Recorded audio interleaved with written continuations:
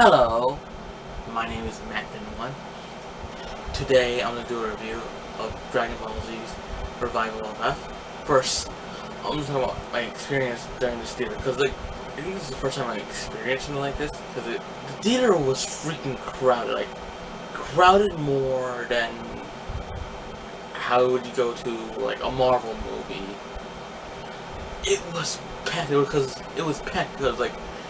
when I purchased the tickets online, there was only one showing for Fandango.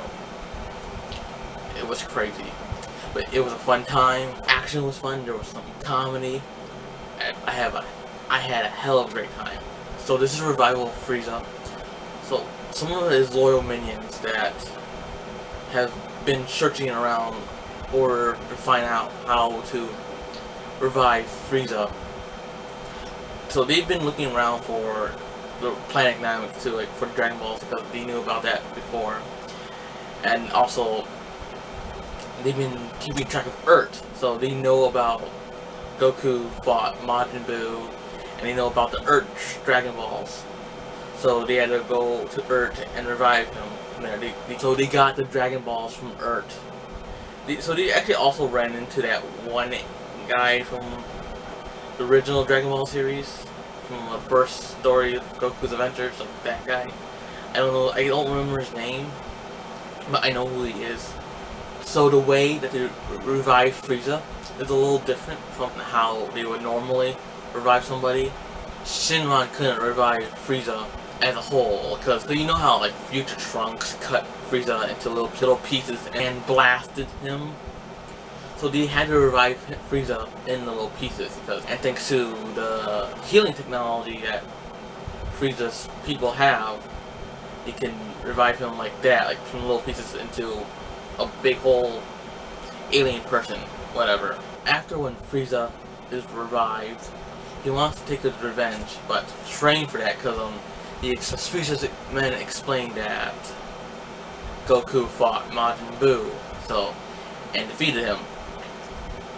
So that's when Frieza goes to, I think, another planet. There's a manga for the movie, but I did not read it. It explains that how Frieza trained in that manga. It's one-shot manga, whatever. So moving on to Goku and Vegeta's training with Whis. So Goku and Vegeta are training with Whis over 6 months. I think that's what they say. And also the way that they have that symbol on their chest, that new emblem, is when they were training with Whis, trying to hit him, whatever, punch him. He actually managed to draw that perfectly neatly when he was dodging them, and he didn't, and both of them didn't even notice. That was kind of funny. It's what? Yeah, I didn't see the symbol at first when he first showed him training with him.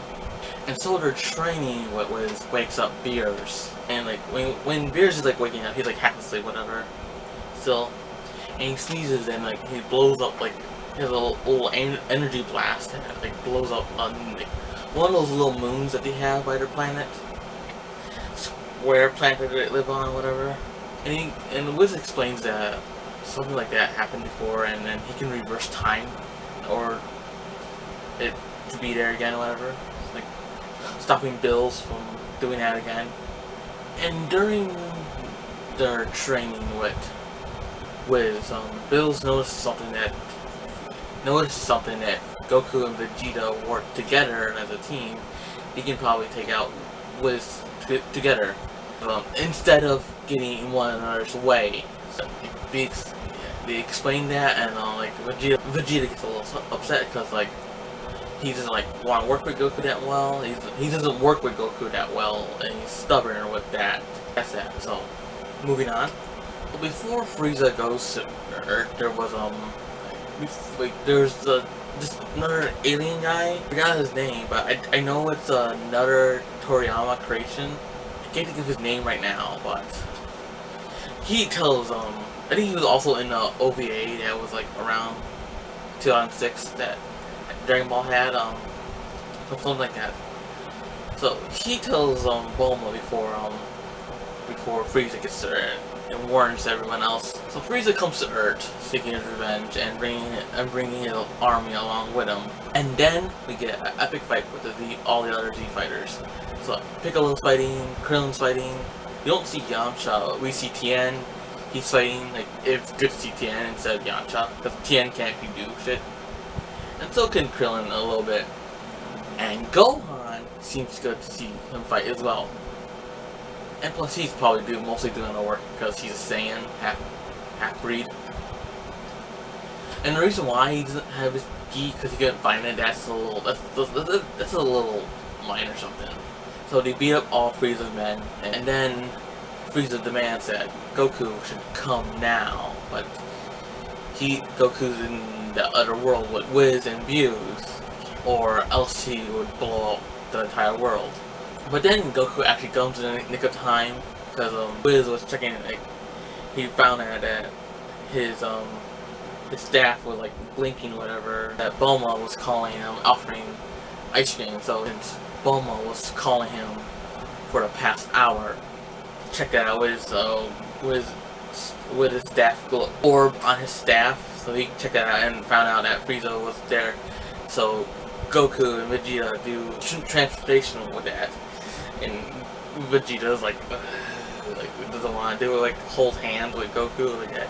That was pretty funny. Like, so let's get to the main part of this movie, which is the way they start off is Goku is normal and Frieza goes into his final form from the start. They punch each other for a while until they both notice they both have been holding back.